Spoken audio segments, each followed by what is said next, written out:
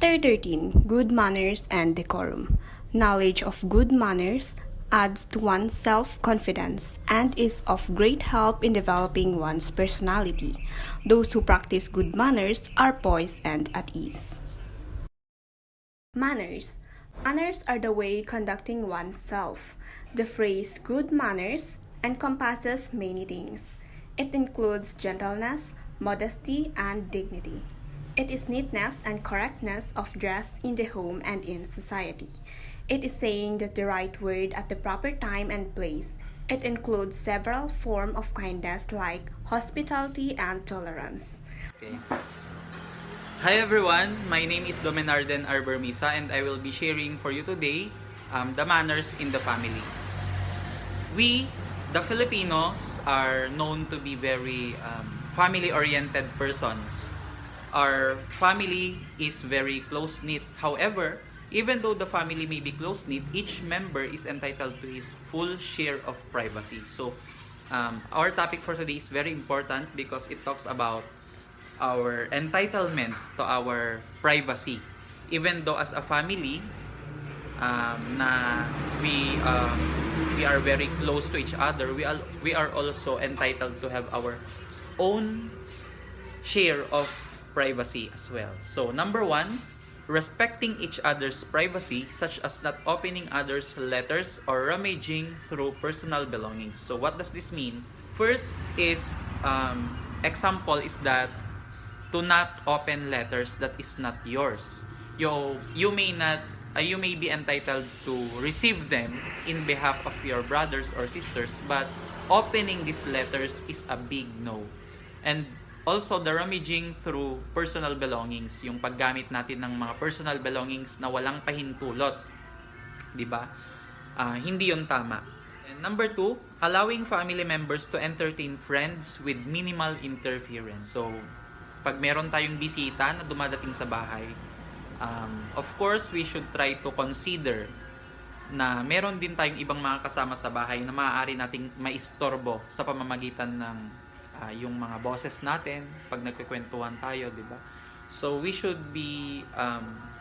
pay attention to that sometime. Number three, knocking before entering a room and replying courteously to parents or elders. So bilang Pinos, we have po and opo.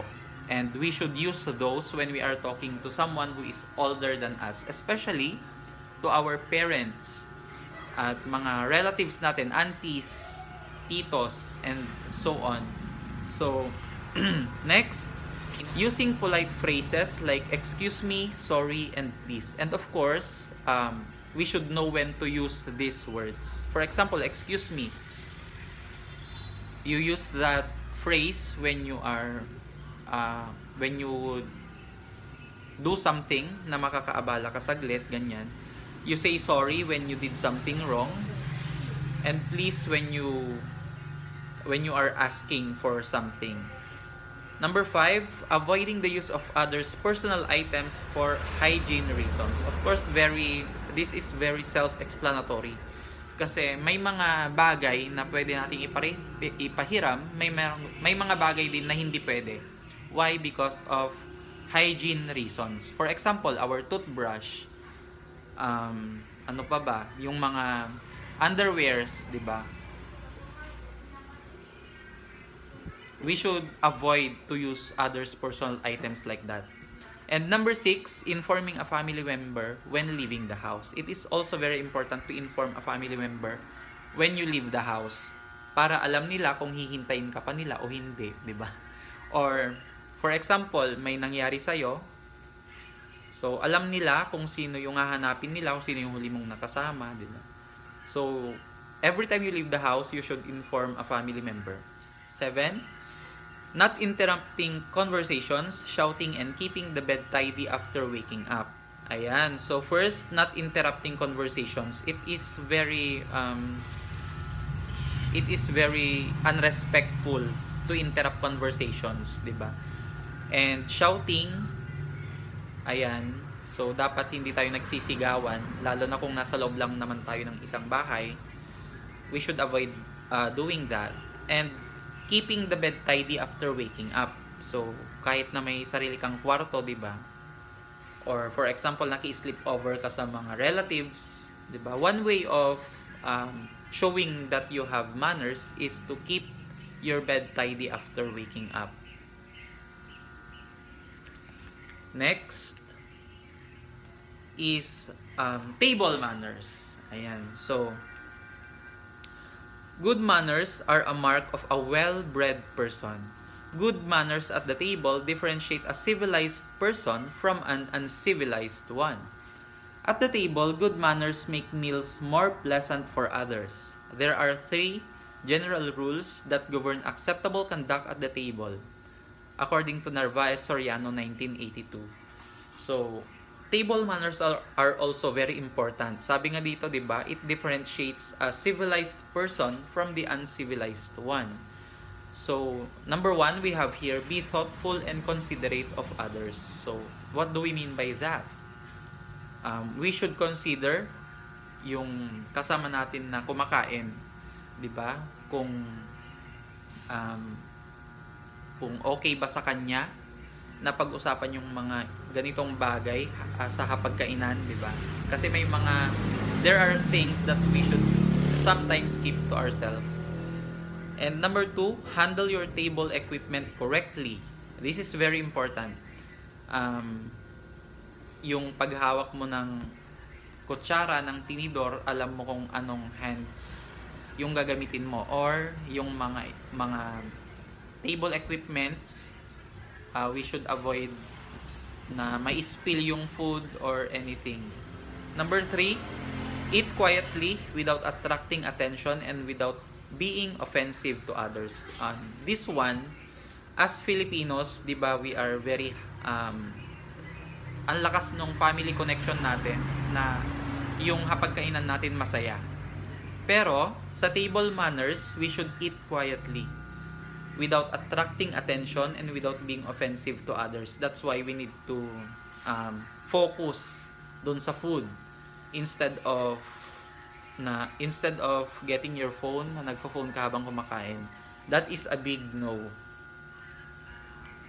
And next, we have overcoming distraction. So, paano nga ba natin ma-overcome yung mga distraction? An almost automatic habit of most Filipino diners, as can be observed often, is wiping plates, silver, and other utensils on the table. Ayan. So, automatic habit daw ng Filipino diners ang wiping plates, silver, and other utensils on the table. So, ayan, di ba? Mostly kasi pag may sa hapagkainan natin, meron tayong mantel. And pag nakita natin na medyo basa yung plato, pinupunas natin yung sa may mantel, di ba? That is a big no. Ayan. And also, the other utensils, hindi lang yung plate, yung mga silverwares natin, etc. Caballero considers this as overkill, an affected manner of displaying gentility or obsession with cleanliness. He believes that it can be very insulting at a restaurant, much more at home. Ayan. So, ito yung reason why this is a big no, di ba? So, parang pag bumisita ka sa isang bahay, it is not, you are not supposed to do things like that kasi you are showing parang wala kang tiwala sa magpapakain sa'yo. That is according to Caballero. Okay? Kasi, of course, hindi ka naman siguro papakainin ng di ba? From dirty equipments. Ayan. Much more at home. It is one habit that we should stop. Ayan. According to Philippine Daily Inquirer, December 22, 1994. So, if you are doing that, ayan, you need to stop. Next, we have modesty. Ayan. So, modesty. How do we define modesty, di ba? So, number 1, wear simple and appropriate clothing at all occasions. Ayan. Very important nito, di ba? And to show modesty, we should wear simple and appropriate. Pag sinabi nating appropriate, ibig sabihin dapat tama yung suot mo doon sa occasion na pupuntahan mo. you should not wear crop tops and sexy shorts when you are going to church. That is an example. And of course, hindi ka naman pwedeng magsuot ng barong or Filipiniana when you are attending a birthday party. Yes, pero depende siguro sa theme, di ba? Ayun, so we should be mindful of that. Number 2, wear jewelry and other accessories properly. Ayan, pag sinabi nating properly, ibig sabihin tama. Tamang pagsusuot ng hikaw, tamang pagsuot ng necklace, ng bracelets, ayan. So, ang example natin dito is yung earrings, di ba? Paano ba dapat sinusuot ng tama yung earrings? We are wearing those by pair, di ba? By pair. So, pag sa mga males, nagsusot ng hikaw isa lang. Ayan. So, ibig sabihin, hindi yun tama. Because they are worn by pair. And of course, very obvious na hindi siya para sa lalaki. Number 3, avoids the use of excessive makeup. Ayan. So, sa kapal ng makeup mo, hindi ka na makilala. Ayan. We should also avoid that. Number 4, avoids giggling and laughing boisterously in public. A man is turned off when he notices a girl behaving in such a manner. Very obvious. So it is not proper, no, to make laughing boisterously in public. Nagiging public distraction. So also, sabi dito, a man is turned off when he notices a girl behaving in such a manner. Because we are Filipinos, di ba? Filipinas, the Filipino women is known to be modest. So, laughing boisterously in public places, especially when you are a woman, is a big, big no. Number 5, speaks well in a well-modulated voice. So, dapat yung pag may sinasabi tayo when we are speaking, our voice should be loud and clear para marinig tayo ng audience natin. Number 6, refrains from boasting or bragging of her influential relatives, friends, and acquaintances. Ayan. So, hindi tama na pinagmamalaki natin or pinagyayabang natin na meron tayong influential relatives. For example, meron kang tito na pulis, di ba? Then, sasabihin mo, yung tito ko, ganyan, ganyan, ganito. So, we should avoid that one also. Number 7, does not use foul words in group conversations. So, we should be mindful, no, na every time we are in a group conversation, we should acknowledge the diversity that we have. May mga tao na hindi sila sanay na makarinig ng mga offensive words. So, we should try to avoid that also. Number 8, avoid certain places of enjoyment or entertainment, especially where men drink freely because they are hunting grounds of the devil. Ayan. So, sabi dito, hunting grounds of the devil daw, yung mga clubs, ayan, yung mga patay-sindi, ayan. Those are considered to be the hunting grounds of the devil. So we should avoid going to those places to seek enjoyment or entertainment. So, and number 9, does not accept expensive things from a man because that is a bait to make her swallow the hooks. Ayan. So, ibig sabihin, if you are a girl, di ba, and you accept expensive thing from a man, parang parang you are accepting the challenge na, kumbaga, kapag ka tinanggap mo yon. So, just because binigyan ka ng expensive things na galing sa from a man, no, hindi mo dapat agad-agad ina-accept yon, because that is a bait to make you swallow the hooks. So, yung tanggap ka ng tanggap, hindi mo alam may kapalit pala yon. So, kapag dumating yung time na sisingilin na niya, di ba? Wala na magagawa kasi tinanggap mo. Number 10, does not comb her hair nor cut or file her nails in public. So,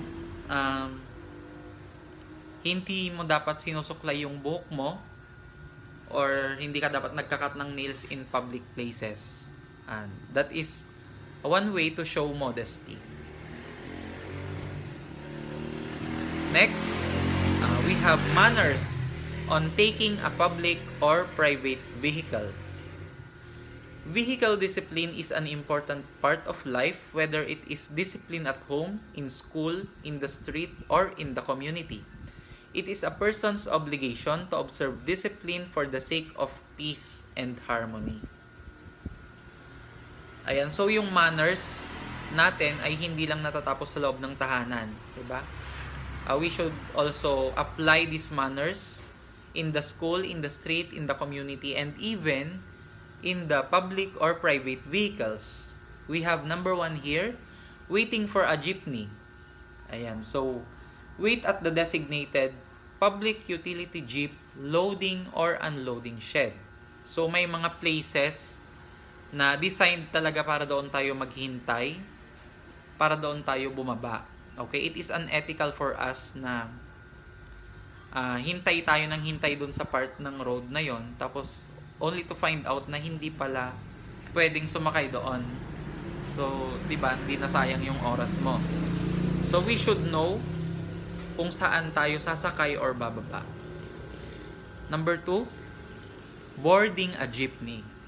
Allow passengers to exit before boarding the jeepney. Ayan, so sa pagsakay naman, pag dumating kasi sa terminal yung jeep, di ba? Of course, bababa yung mga tao tapos sasakay yung iba. It is very unethical for us na papasok na agad tayo dun sa jeep na hindi pa nakakababa yung pasahero. So, dapat antayin natin silang makababa bago tayo pumasok. Number 3, paying fare. Pay your fare before getting off the vehicle. Ayan. Magbayad bago bumaba doon sa jeepney. Iwasan yung pagwa 1, 2, 3. And number 4, seating etiquette. A gentleman should seat a lady on his right, but sit on the side closer to the danger. Ayan. So, as a gentleman, no, dapat ikaw yung nasa outer chair, outer side of chair na closer to danger. Why? Because you are a man, di ba? Kaya mong i-handle yung pangyayari. Number 5, assisting a lady. A male companion should assist a lady into a car, taxi, or bus, offering support under her elbow. Ayan, so it is also a manner for us, especially sa ating mga kalalakihan, na i-assist natin yung mga kababaihan sa pagsakay.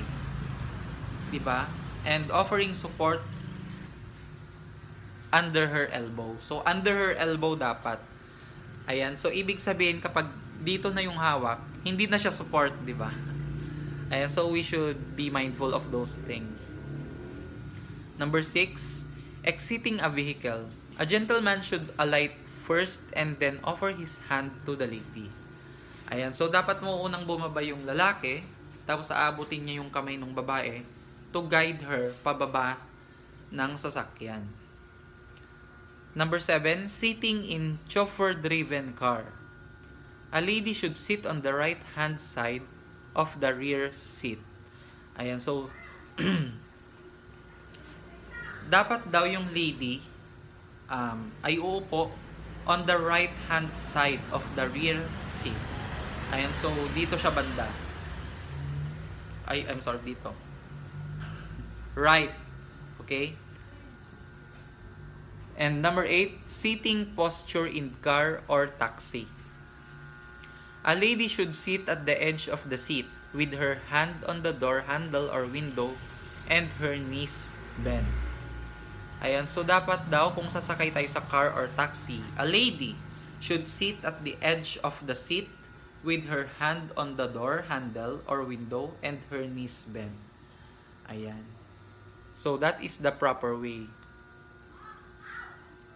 And our next topic is dating, and Miss Gracelyn Domingo will explain those. Dating has become more complex in modern times, especially among Filipinos in urban areas who are gradually adopting Western practices. Parental guidance has replaced traditional chaperones, with a girl's ability to self-monitor being crucial. The appropriate age for a girl to go out alone with a boy and the time she should be home depends on her sense of responsibility and community customs, with parents making the final decisions. For younger teens, group outings and early curfews are recommended, with parents maintaining oversight to ensure appropriate behaviors. Dates should in general be limited to weekend and vacations. Manners in dating. First, punctuality should be observed. Second, respect the ideas of your date. Third, show correct courtesy to your date. Fourth, select the right topics for conversation which are interesting for both of you. And lastly, observe proper grooming and dressing.